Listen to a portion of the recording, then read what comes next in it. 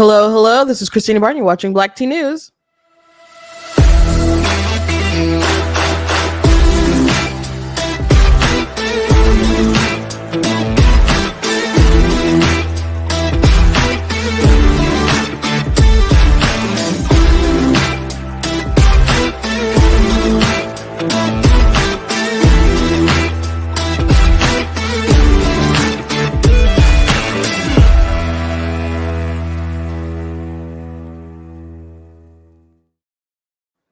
Hello, hello. Welcome to Black Tea News. I'm your host, Christina Barton. Today we're going to be talking about the GOP basically, I guess, being on fire.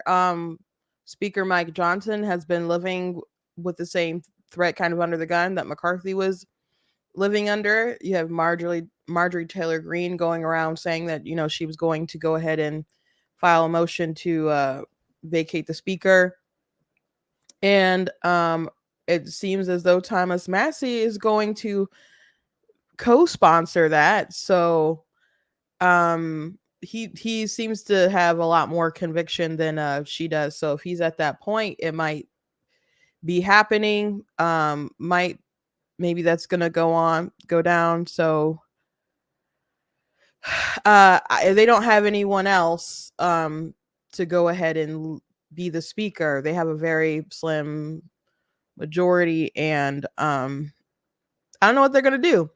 So we are not that far out from an election, and we might have to have another time of not having speakers. So that's interesting. Also, Rick Scott said that he supports a 15-week ban in Florida rather than a 6-week ban. So that's interesting. So, I want to talk about that. What's interesting about that, though, is there's no point in actually saying something like that because the Florida Democrat Party already bro, you already endorsed a 6-week ban. So whatever you people are saying, we don't believe you. So these Republicans trying to bend over backwards to be friendly toward the abortion position, their opposition doesn't believe them anyway. So that's all very interesting, and also a bit about Trump's trial. So anyway, before we jump into everything, I want to encourage you guys to go to blacktnews.com, check out different content on the website, articles, videos, etc. If you like what I do here, please consider leaving a donation at blacktnews.com/donate. It does cost a stream. You run my website, all that stuff. So you guys can support it. I do appreciate it. If you'd like to support on Facebook, you guys can send stars. If you're watching on YouTube, you guys can do super chats. If you're watching later, you guys can do super thanks. Check out different merch that we have at the store as well, like this cool I'm Not the Victim You're Looking For t-shirt and other things as well. I want to start off with something that is funny. It's not a meme, but the new CEO of NPR, people were going through her tweets, and I had shared them on I think maybe it was Sunday, a screenshot of some of them that got around. But I want to show you guys here. I thought about doing it yesterday, but we just kind of ran out of time.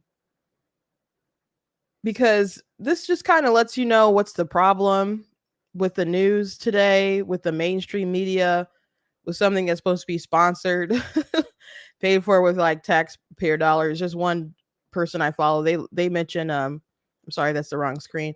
They mention about defunding NPR so often, and perhaps we really should, but it's a problem that we don't have any sort of even-handedness in the mainstream media. We really don't. So if you can't read that, it says CNN. So this is back in 2020, right? This is May 2020. CNN is talking about the tragedy of damage to iconic retail zones and shoe stores in LA. I mean, sure, looting is counterproductive, but it's hard to be mad about protests not prioritizing the private property of a system oppression founded on treating people's ancestors as private property. Also, reporting on extinguished shoe store fires is just lazy reporting. Also, to be clear, I am not conflating provocateurs with protesters, instead saying this should not be the thing anyone sheds tears over.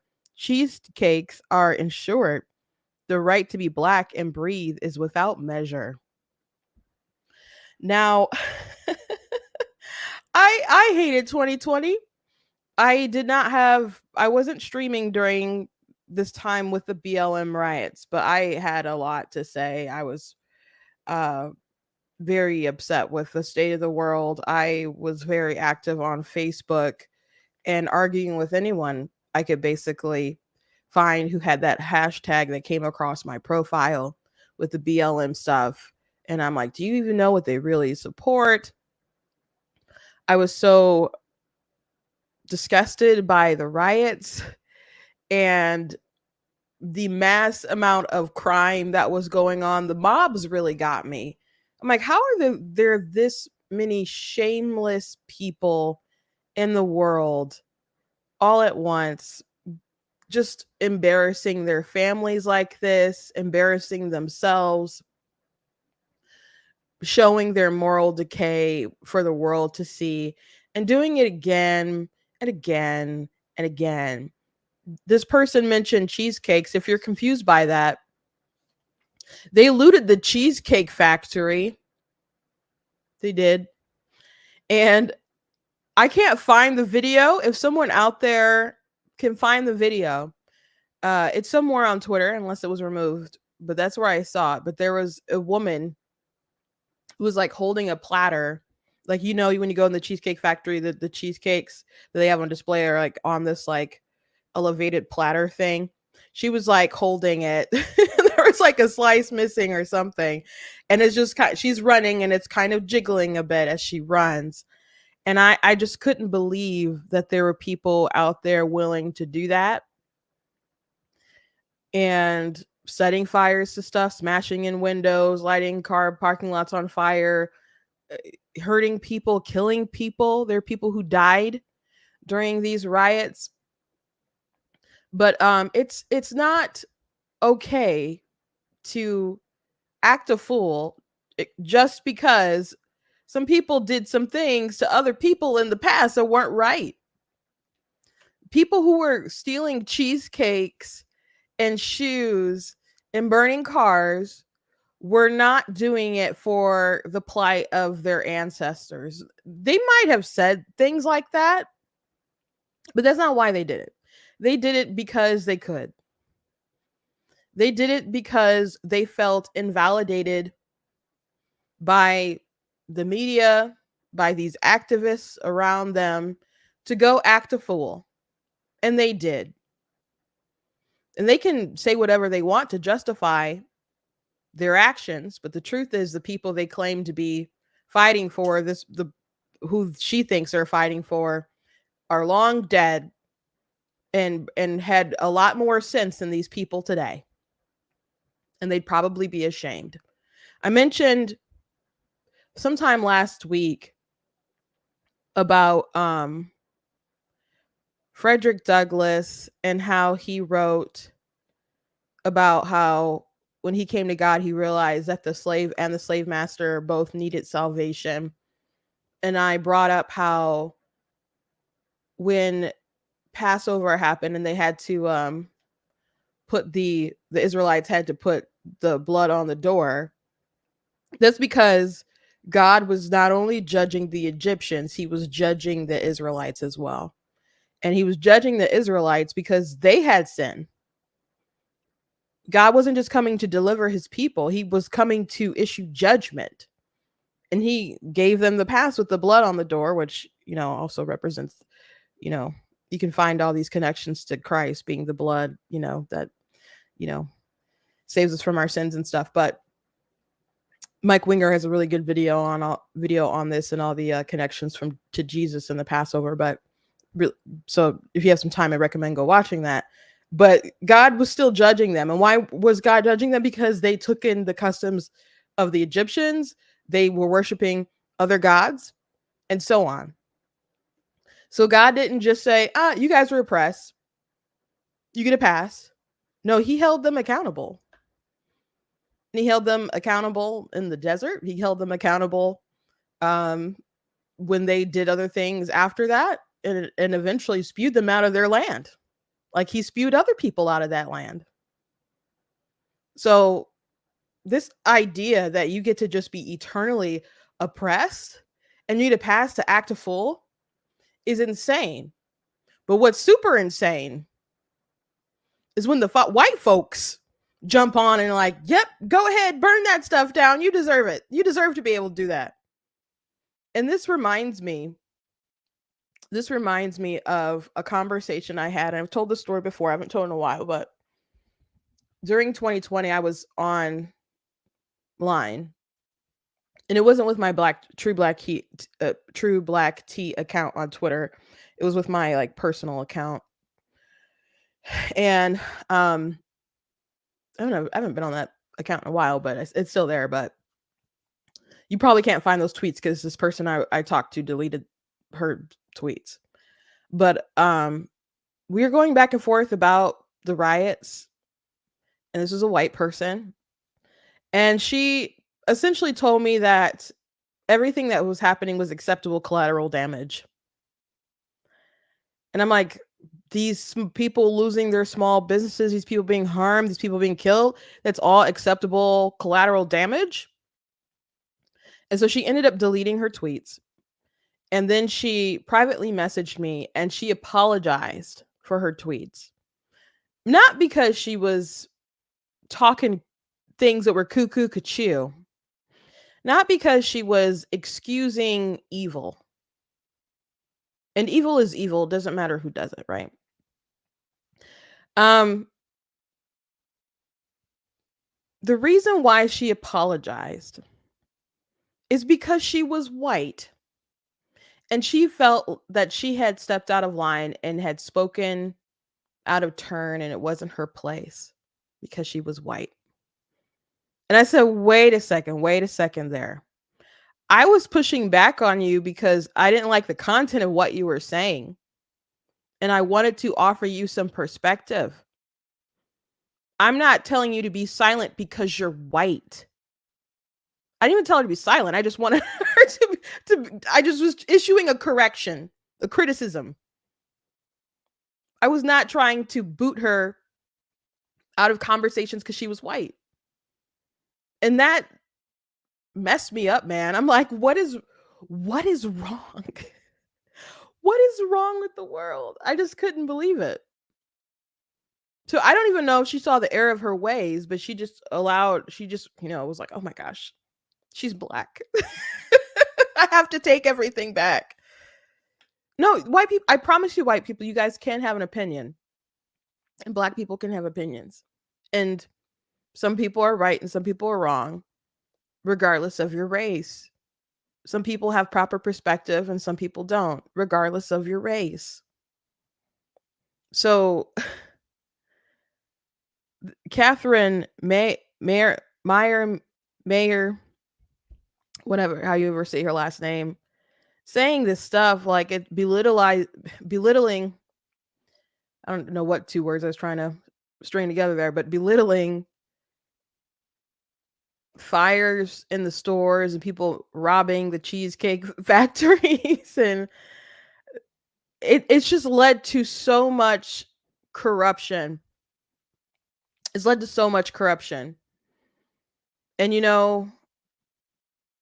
it's people haven't really gotten better, especially with the laws that have changed with like in California, that you have to reach a certain threshold with theft before they'll really get you. So you have all these people come in and rob and steal a lot, or in different places where they want to really not prosecute those theft crimes. It has to be like, I don't know, murder before they really want to do something. It's just creating more crime. It's victimizing more people. And many of these victims are minorities. I saw there was a video going around the other day of a store with Asian owners, and they're being robbed. And some people were mad that people were sharing the footage because it was black people who were stealing.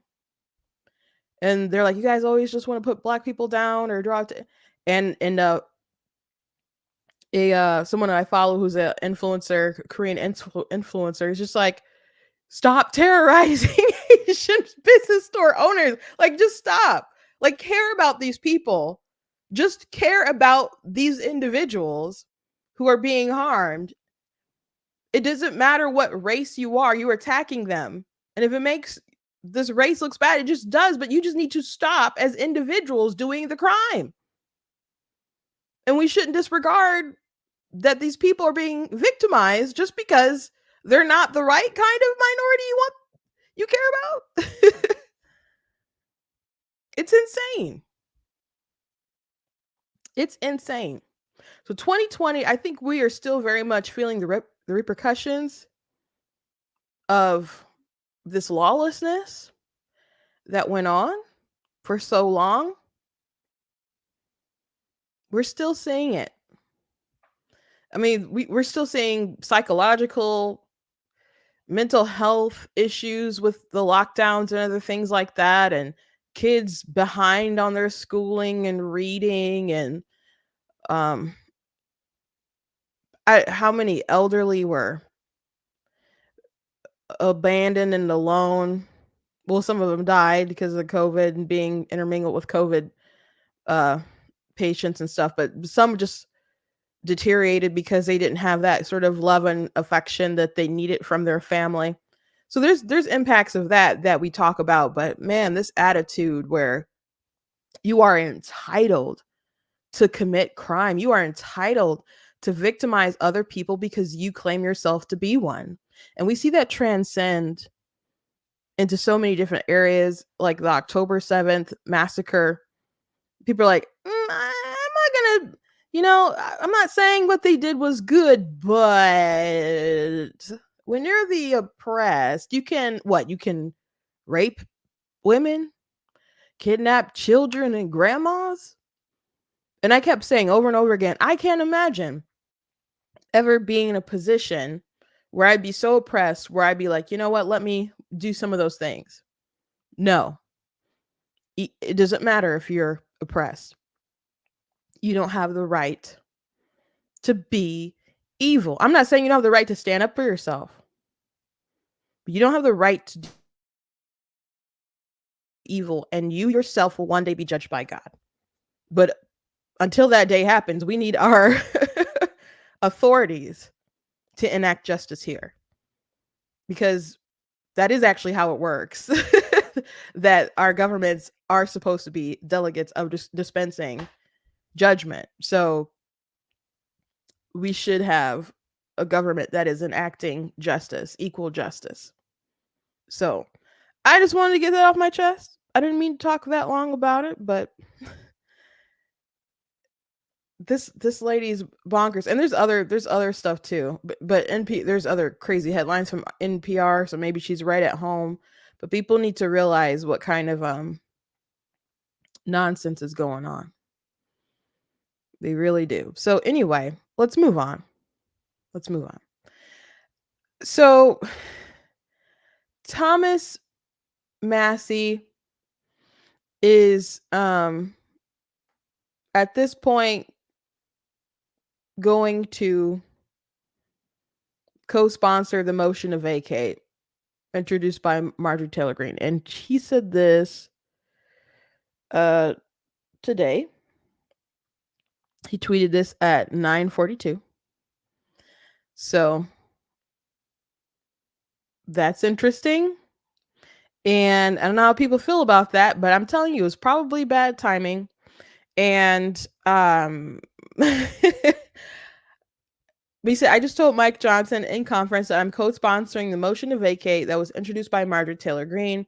He should pre-announce his resignation as Boehner did, so he can pick a new speaker without ever being without a GOP speaker. Okay, so even if he picks a new speaker, how do you know everyone is going to go along with that speaker? Because, people are like, oh, Jim Jordan. People didn't want Jim. And people didn't want this. Scalise fell apart too. So I don't know who's going to do this job. And maybe they figure that folks will reconsider Jordan and so on. But at this point of time, with them having such a slim majority, and it is razor thin. Razor thin. It's not much of a majority. And what really concerns me is if they get into another battle with the speaker situation, that the Democrats will just end up being in charge, and you'll have Hakeem Jeffries as the speaker, who said some wild things, believe some wild things.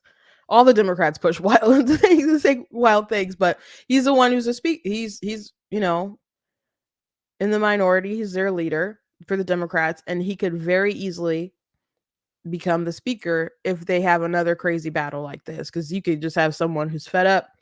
And I think the reality is that some Republicans don't mind not having power, and they like being the party of no, and they like getting on TV and whining about things not being done. And they don't, I'm not a politician, so I don't really have to act with the art of compromise. I can just get up here and tell you my legit feelings, and I'm like, stand on what's right, stand on what's right. They can't pass things that the president won't sign, and they can't override a veto because they don't have that kind of support.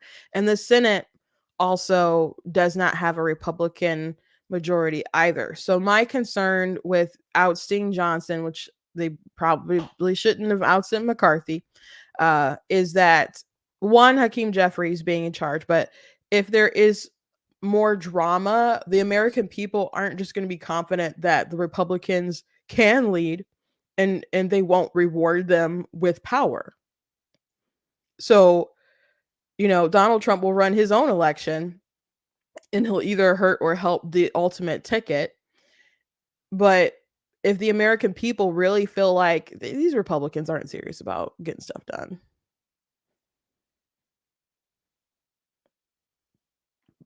instead of getting a bigger majority so they're able to do things, there's a chance that they just won't have it at all. There's a chance that they won't have it at all. If they just see this backbite and fighting and the petty kind of stuff, like the chaos with McCarthy and how they had to vote over and over and over again, how we didn't have a speaker for some time. So if independents see that, or moderates who would love a reason to not vote for Democrats this time around, see all these Republicans waffling, and they just think these guys are so not serious, people will vote for the devil they know. There was one person who ran in Michigan for a pretty prominent position, and they tried to get people to vote, went to some businesses and stuff, and was like, hey, you should support me, blah blah blah. But they didn't really have a message other than the other guys suck. They didn't really have a message other than this person that is the devil, they suck. And it's kind of like, okay, we know that they suck, but we don't know you. We don't know what you're going to do for us. So instead of them crossing over and giving the newbie a shot, they stuck with their longtime, the devil,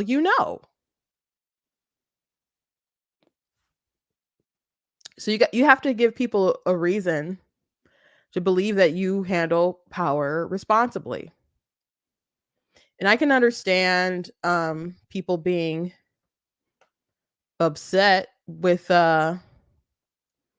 not getting some of the things that they want done, but the reality is that they don't really have much of a majority. They don't. So what do you do? What do you do? But I'm concerned. He wrote this also today, but it was earlier. So I guess this was his thought leading into him writing the other tweet. Speaker Johnson has led the GOP to pass an omnibus that spends more than Pelosi's highest year, an expansion of the domestic warrantless surveillance program, and this week he's pushing Schumer's dream bill, which contains $100 billion of foreign aid, mostly for war. From my understanding, I think he's trying to split the Israel and the Ukraine bill so they don't oust him. That was last I kind of saw or heard. So I think he's trying to not do the Schumer Senate bill situation. But the White House said that they didn't want to pass a bill that didn't have all the stuff together. So I don't know if Biden's genuinely, if the House puts forward a bill for Israel aid, they get it through the House and they get it through the Senate. Is Biden really gonna look them all in the face and be like veto? Maybe I guess if that gets him some more votes in like Dearborn or something, but I don't think he wants to do that. So I don't. I think he would try to have other people make sure that he's not put in that position. But this is I'm very curious who they think is going to take up the job, who's going to be able to get all the votes. Now, most people didn't really pay much attention, know much about Johnson until he became the speaker, and now I'm guilty here. So I don't think things are much different than when McCarthy was a speaker. And I don't know how much more can be different because of the slim majority. I know people don't want to hear that, I guess, but it's a rough situation. But if they go through this drama again, and if it plays out a long time, maybe they'll vote him out, and then immediately they'll have a new speaker, and you won't have a big fuss, maybe. But I doubt it. But if they enact this and we end up with a Democrat speaker, I'll be so mad. I will be so upset. It's hard to lead, and especially when you have such a slim majority and it's a divided house and the president isn't your guy. It's a rough situation for anyone. I want our government to be better. But it's not going to get better unless we have some more competence all the way around, in my opinion. Speaking of lack of competency, Rick Scott decided to weigh in, I guess, on the Florida bill. Why in this way? Who knows? I don't know what. Well, I guess, he's doing it for his political future. I don't know. It seems like it's really silly thing he didn't have to do. But he said that he would support repealing the 6-week heartbeat law in Florida for a 15-week law. And he says there was way more consensus around 15 weeks with exceptions for rape, incest, and life of the mother.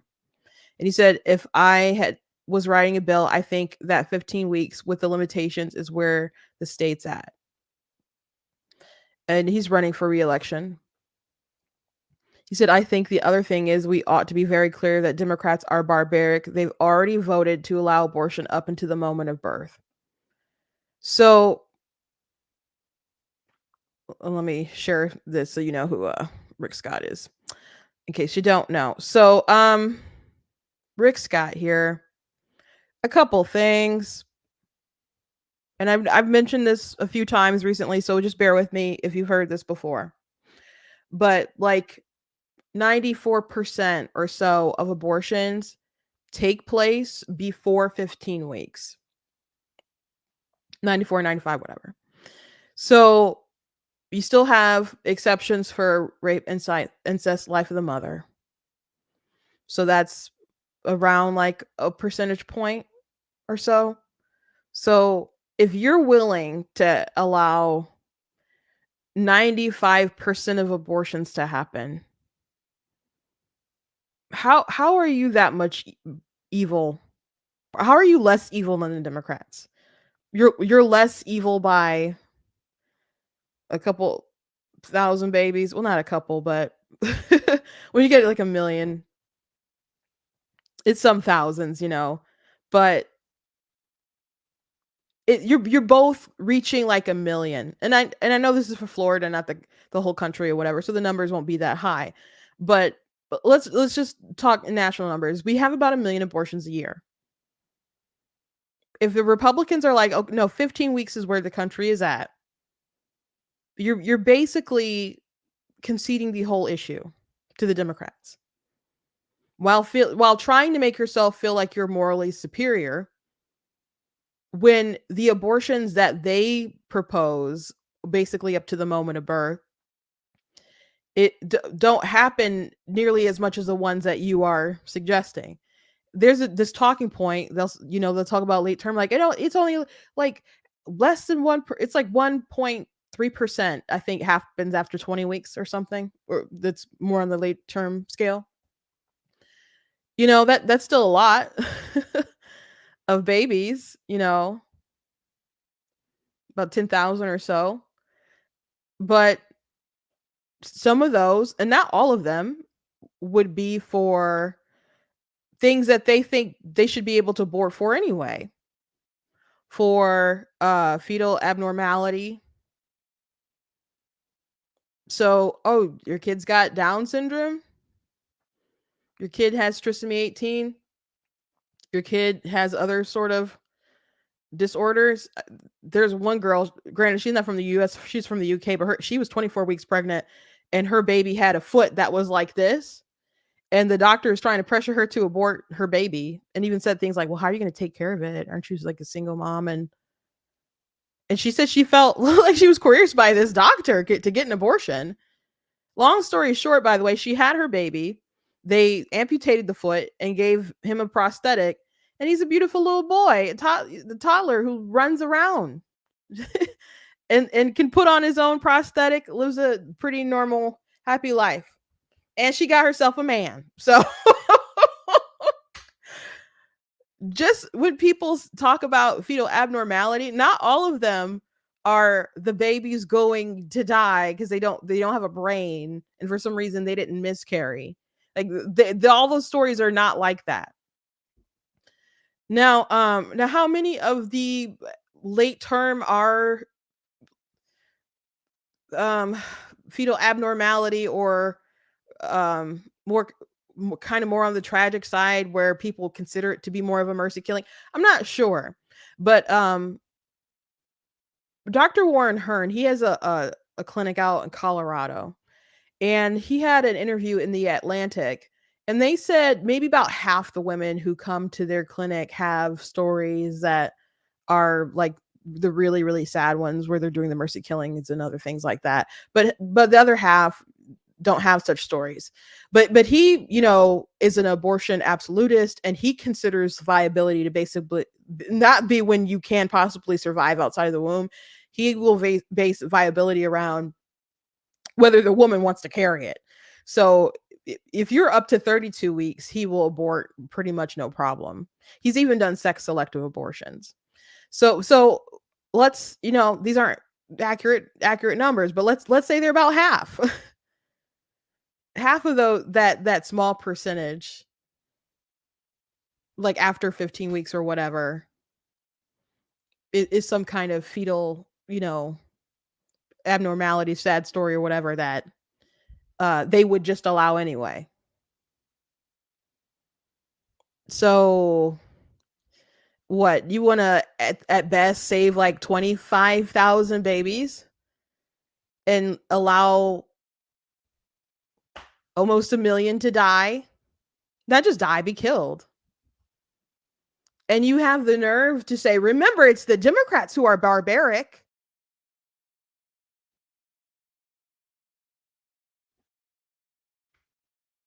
What? What?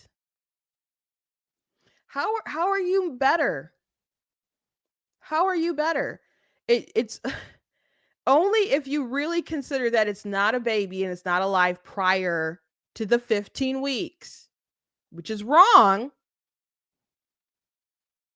But unless you think it makes, like Bill Maher, we watched Bill Maher's video. He said the compromises don't make sense. If it's murder, it's murder. So why the 15 weeks? Why the rape?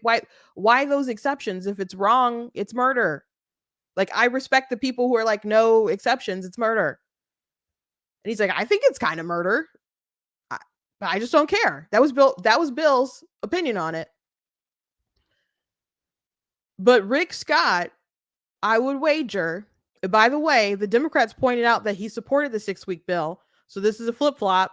So they're not taking this man seriously. So now he looks like a clown. He needlessly made himself look like a clown with no conviction.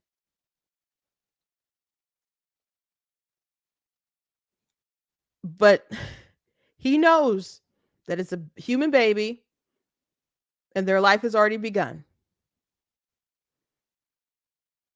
But he's not willing to protect that life, even though it has many other exceptions. It has life of the mother, has fetal. It does have fetal abnormality, but I think it might not be like every abnormality. It might just be like fetal, like a terminal one. They have human trafficking. So if someone knows in the comments, they can correct me. But human trafficking, and I think I said rape and incest already. So they have the exceptions that Trump says that you need in there already. But to move it up from 6 to 15 weeks, why?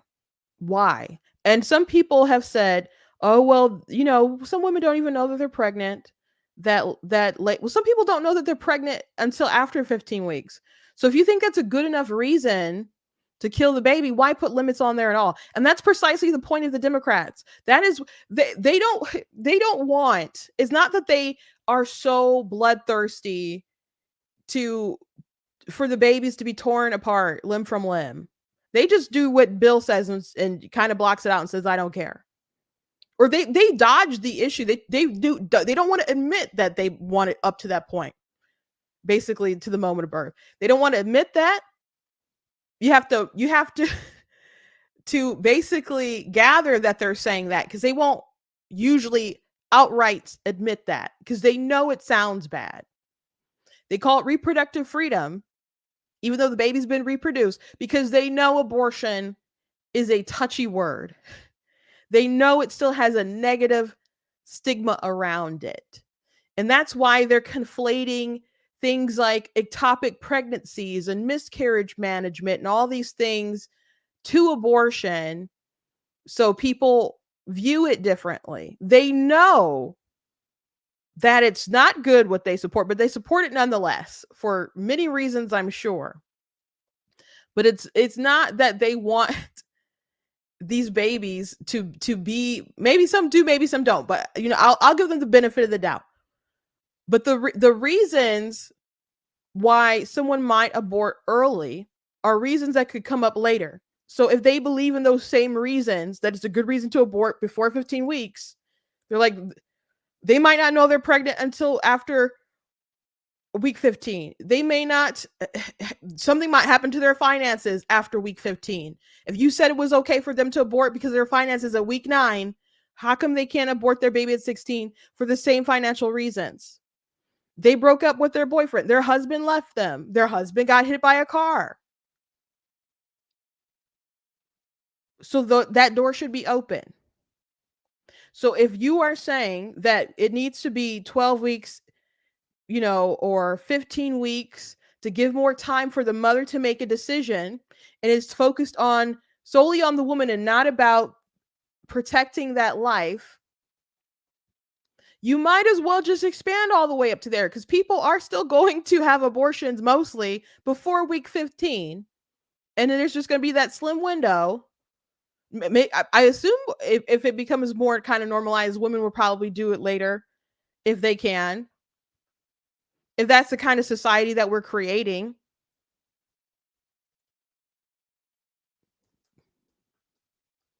But the more you devalue life like this, you won't solve the problem. And if you move from 6 and go to 15, and you educate the culture that 15 is the right mark, you're just making it worse, man. and it's going to take longer to get to the point where we can have a ban. They're like, well, Florida's they're more at 15. That's where the state is. If they're at 15 and you're going to fight from this, go to the 6 week to the 15 week, do you know where Florida will remain? At the 15 week. They will remain at the 15 week. To go backward like this is a mistake. And it's not going to do you any good.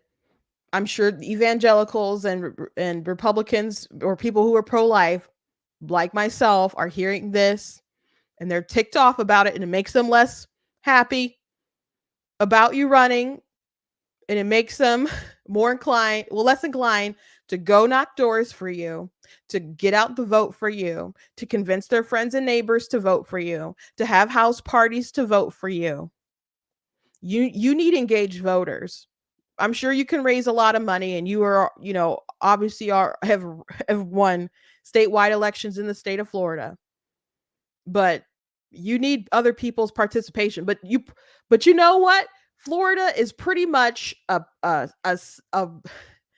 red state. It's more red than some of the swing states that we're concerned about. And the GOP has been killing it with registration. DeSantis has done a great job. Many people have moved in. So to feel like you need to compromise on this issue is really ridiculous. You're probably sitting pretty here. I would think he has a better chance of in Florida than what's the election's probably going into Texas. So this is crazy to me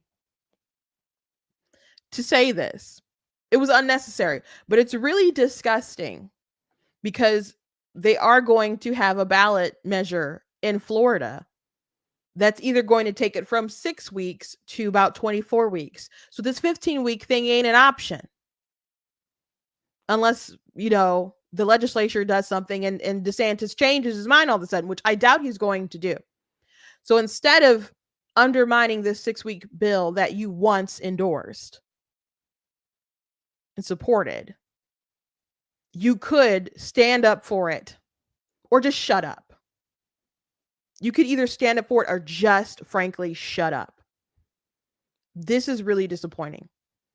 There is a chance for Florida to defeat the pro-choice community because they do need a threshold of 60% to change the law. And Republicans have been killing it, and they do have large registration.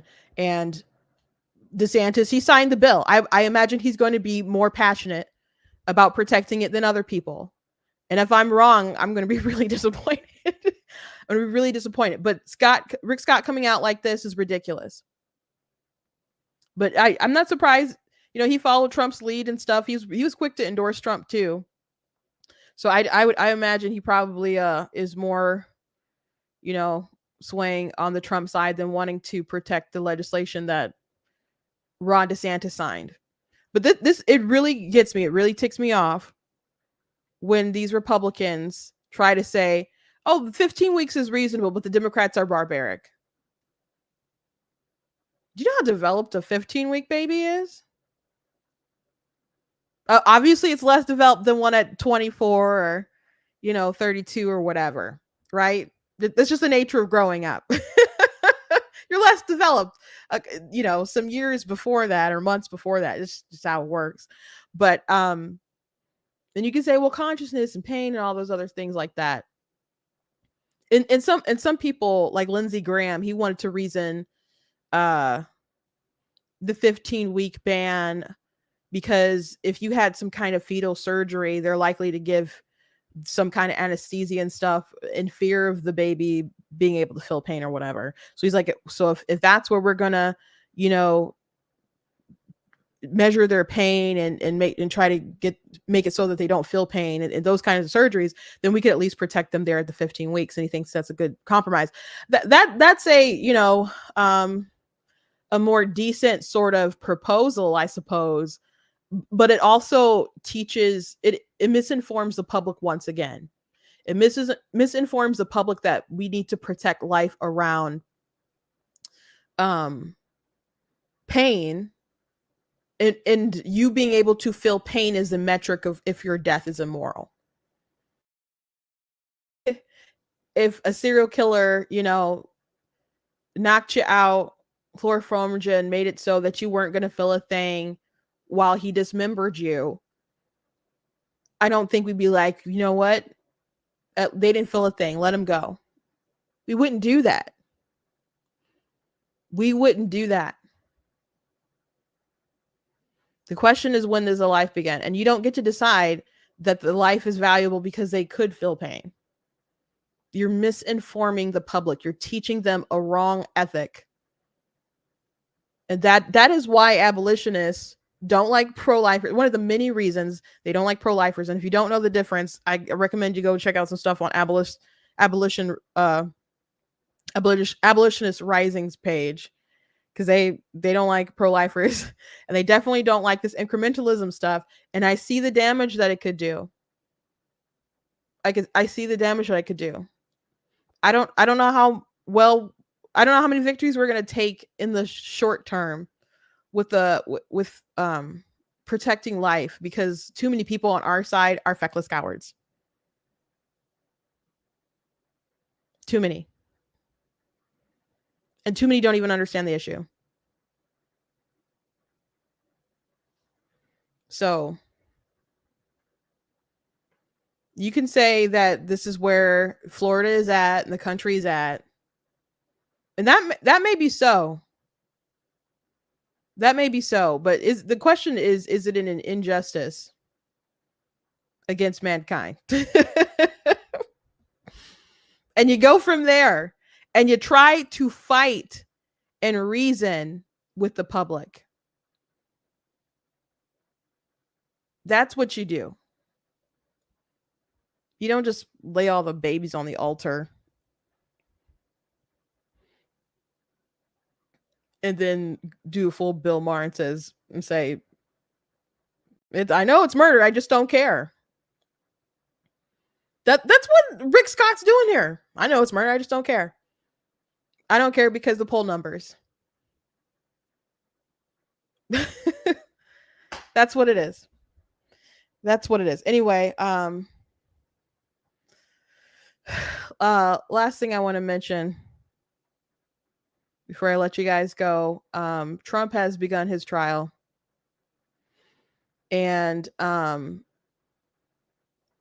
it's the dumbest of all of his charges that he has, or all the different cases going on. It's the silliest one, I would say. But I don't know how much of a shot he has, because it's in New York. And he might just get folks who don't like him. But I'm going to go ahead and play this clip after he addressed folks. So thank you very much. We had some amazing things happen today. As you know, my son is graduating from high school, and it looks like the judge will not let me go to the graduation of my son, who's worked very, very hard. He's a great student. I'm very proud of the fact that he did so well. And I was looking forward for years to have graduation with his mother and father there. And it looks like the judge isn't going to allow me to escape this scam. It's a scam trial. If you read all of the legal pundits, all of the legal scholars today, there's not one that I see that said this is a case that should be brought or tried. It's a scam. It's a political witch hunt. It continues, and it continues forever. And we're not going to be given a fair trial. It's a very, very sad thing. In addition, as you know, next Thursday, we're before the United States Supreme Court on a very big hearing on immunity. And this is something that we've been waiting for a long time. And the judge, of course, is not going to allow us. He's a very conflicted judge. And he's not going to allow us to go to that. He won't allow me to leave here for a half a day, go to D.C. and go before the United States Supreme Court, because he thinks he's superior, I guess, to the Supreme Court. We got a real problem with this judge. We have a real problem with a lot of things having to do with this trial, including the DA, because you go right outside and people are being mugged and killed all day long, and he's sitting here all day with not 10 or 12 prosecutors over nothing, over nothing, over what people say shouldn't be a trial. So I just want to thank you very much, but that I can't go to my son's graduation, or that I can't go to the United States Supreme Court, that I'm not in Georgia or Florida or North Carolina campaigning like I should be. It's perfect for the radical left Democrats. That's exactly what they want. This is about election interference. That's all it's about. Thank you very much. So, as far as the Barron graduation thing, that's what he's saying, and everyone's been saying. But they that's not settled that he's going to miss that. And some people are pointing out that a lot of people had to miss their children's graduations in 2020. So much stuff was locked down. So, yeah, it's an unfortunate situation here. I was, definitely happy to have my parents at my graduation. I did very well in school, so it was a very proud moment for me. Um, Barron is humongous, by the way. He's so big. It's crazy. But he is correct that this trial is silly. Out of all the other ones, there's other cases that have far more merit than this one, but this one is silly. But I don't know how good his chances are again, because he's going to be in New York, and I like to believe that justice will just the facts will bear out, and he'll get a fair day in court. I don't know if that'll be the case or not. But as far as what he's saying at the end there about this is election interference, and he can't go to different places, he can't go to the Supreme Court. He doesn't need to be there at the Supreme Court while they do that ruling on his immunity. What's he gonna do? He can't make the argument.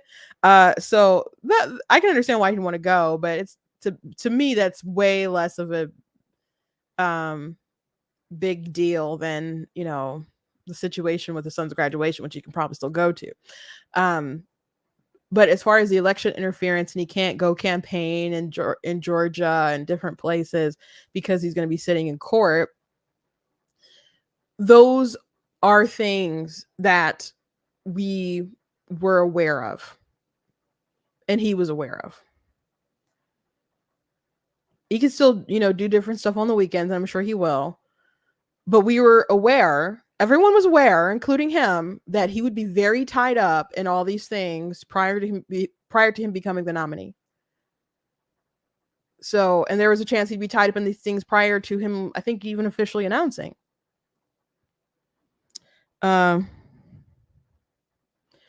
So someone said he chose to run knowing he had all this coming up. He chose to put his hurt ego over the needs of the country. I pretty much kind of feel that. Well, the voters, especially, decided that because people were making that case that he was going to be tied up on stuff, and the attitude was, I don't care. We have to fight for him, and if they get away with all the stuff that they're doing to him, it makes then what does that say if they can just be successful in that? So the voters made at least the Republican voters, particularly the ones in Iowa, I guess, because when Iowa was over, it was basically all said and done. They made the decision that they were going to stand by Trump. So whether he can go campaign in Georgia or other places like that, that's factored in. DeSantis made that case. He's like, hey, he's got all this court drama and all this stuff. Like he's saying we need someone who's not going to be distracted with all this stuff. We need someone who can go out there, etc. And people were like offended by him saying that. So this is all baked in. This is all baked in. And I guess my annoyance a bit with it is if this all does impact the election, And as he was prosecuted, the more indictments and stuff that came along, the higher his poll numbers went. I don't think that's going to have the same effect with soft Dems or with independents. We will eventually see as the stuff starts bearing out in the court. I don't know. But if he ends up being a convicted felon and this ends up ultimately hurting him in the election, um those cards were always on the table too. So Trump made that assessment going in, and the voters also made that assessment going in. I guess not me as a voter, because by the time my primary came along, there weren't basically any choices. That's Trump. It basically wrapped up by then. So I guess the early voters who had a say factored those things in. So it was worth still voting for him, given the drama of the court and them trying to destroy him via the court. And he was aware of that. But what I don't like is that he expects the pro-life community to basically throw away their convictions on the issue. And that's something that we had to sacrifice. And he wasn't willing to say, you know what, I got a lot of stuff going on and I don't want this to be a distraction for the election. So yeah, I got all kinds of feelings, especially because if we lose the election, he'll point to like all the lawfare that was used against him, but I'm sure he'll pin it on abortion and the pro life community, because that's what he did with the midterms. So I've been TO'd with him since then. I still try to be fair, but uh, that was, I didn't like that at all, guys. I didn't like that at all. I didn't like that at all. I'm watching you guys go back and forth a bit in the comments here. Yeah, it'll be interesting. I wonder if they're going to pull it together with the Georgia case, because that one was actually supposed to be televised. And if that is televised, that's going to be the craziest thing since OJ. But Fani Willis, man, um, she just really botched that whole situation with her lover, who they had to get rid of, but you know she's still in trouble, and that's all probably going to delay the case of like a lifetime. Really messed that up. Blew that for your boo. She blew that for her boo. She blew that for her boo. So that was the case I was really concerned about, because it was going to be televised. And I think the way that they set up the case and the FICA stuff, I'm sorry, not FICA, the RICO stuff, was not good. But I thought some of the things that probably would have came out in court, as far as what happened after the election, a lot of advisors telling Trump that they needed to just kind of concede and work on preserving his legacy rather than going the rigged election and doing the different electors around the country.